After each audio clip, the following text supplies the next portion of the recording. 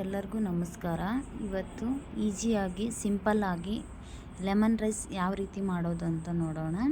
ಇಲ್ಲಿ ಒಂದು ಕಡಾಯಲ್ಲಿ 2 ಸ್ಪೂನ್ ಆಗುವಷ್ಟು ಎಣ್ಣೆನ ತೊಗೊಂಡಿದ್ದೀನಿ. ಅದಕ್ಕೆ ಸ್ವಲ್ಪ ಕಡಲೆಬೇಳೆ, ಉದ್ದಿನಬೇಳೆ ಮತ್ತು ಶೇಂಗಾನ ಹಾಕ್ಕೊಂಡು ಚೆನ್ನಾಗಿ ಫ್ರೈ ಮಾಡ್ಕೊಂಡಿದ್ದೀನಿ. ಒಂದು ಸ್ವಲ್ಪ ಫ್ರೈ ಆದಮೇಲೆ ಇಲ್ಲಿ ಹೆಚ್ಚಿಟ್ಕೊಂಡಿರೋ 2 ಹಸಿಮೆಣಸಿನ್ಕಾಯಿನ ಹಾಕ್ಕೊಂಡಿದ್ದೀನಿ. ನೋಡಿಕೊಂಡು ನಿಮ್ಮ ಖಾರ ಎಷ್ಟು ಬೇಕೋ ಅಷ್ಟು ಹಾಕ್ಕೊಳ್ಳಿ. ಅದಾದ ನಂತರ ಇಲ್ಲಿ ಸಿಪ್ಪೆ ಸುಲಿದು ಜಜ್ಜಿ ಬೆಳ್ಳುಳ್ಳಿನ ಹಾಕ್ಕೊಂಡಿದ್ದೀನಿ. ಅದಾದ ನಂತರ ಸ್ವಲ್ಪ ಇಲ್ಲಿ ಇಂಗನ್ನು ಕೂಡ ಆ್ಯಡ್ ಮಾಡಿದ್ದೀನಿ. ಅದಾದ ನಂತರ ಎಲ್ಲನೂ ಚೆನ್ನಾಗಿ ಫ್ರೈ ಆದಮೇಲೆ ಇಲ್ಲಿ ಸ್ವಲ್ಪ ಅರಿಶಿನ, ಅದ ನಂತರ ರುಚಿಗೆ ತಕ್ಕಷ್ಟು ಉಪ್ಪು ಹಾಕಿ, ಆಲ್ರೆಡಿ ಇಲ್ಲಿ ರೈಸ್ಗೆ ಉಪ್ಪು ಹಾಕಿರ್ತೀವಿ, ಹಂಗಾಗಿ ನೋಡ್ಕೊಂಡು ಹಾಕ್ಕೊಳ್ಳಿ.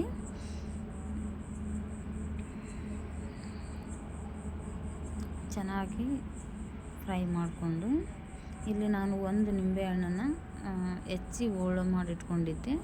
ಅದನ್ನು 1 ಹೋಳನ್ನು ಇವಾಗಲೇ ಎಣ್ಕೊಳ್ತಾ ಇದ್ದೀನಿ.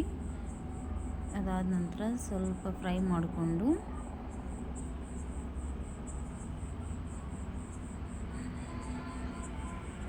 ಸ್ಟವ್ನ ಆಫ್ ಮಾಡಿಬಿಟ್ಟು ಮಾಡಿಟ್ಟಿರೋ ರೈಸ್ನ ಇವಾಗ ಕಲಿಸ್ಕೊತಾ ಇದ್ದೀನಿ. ನಾನಿಲ್ಲಿ ಇಬ್ಬರಿಗೆ ಆಗೋಷ್ಟು ಮಾಡ್ಕೊತಿದ್ದೀನಿ. ನೀವು ಎಷ್ಟು ಜನಕ್ಕೆ ಮಾಡ್ಕೊತೀರೋ ಅದ್ರ ಮೇಲೆ ಡಿಪೆಂಡ್ ಇರುತ್ತೆ. ಚೆನ್ನಾಗಿ ಮಿಕ್ಸ್ ಮಾಡ್ಕೋಬೇಕು. ಇವಾಗ ವೈಟ್ ರೈಸ್ ಎಲ್ಲ ಅದರಲ್ಲಿ ಮಿಕ್ಸ್ ಆಗಬೇಕು. ಆ ಥರ ಚೆನ್ನಾಗಿ ಮಿಕ್ಸ್ ಮಾಡ್ಕೊಳ್ಳಿ. ನೋಡಿ, ಈ ಥರ ಚೆನ್ನಾಗಿ ಮಿಕ್ಸ್ ಆಗಬೇಕು. ಅದ್ರ ಜೊತೆ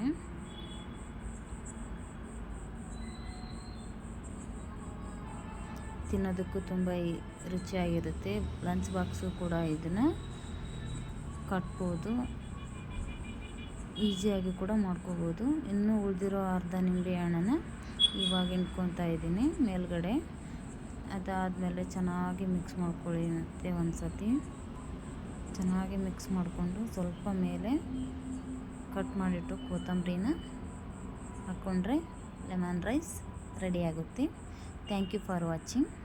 ಇಷ್ಟ ಆದರೆ ನನ್ನ ಚಾನಲ್ನ ಸಬ್ಸ್ಕ್ರೈಬ್ ಮಾಡ್ಕೊಳ್ಳಿ.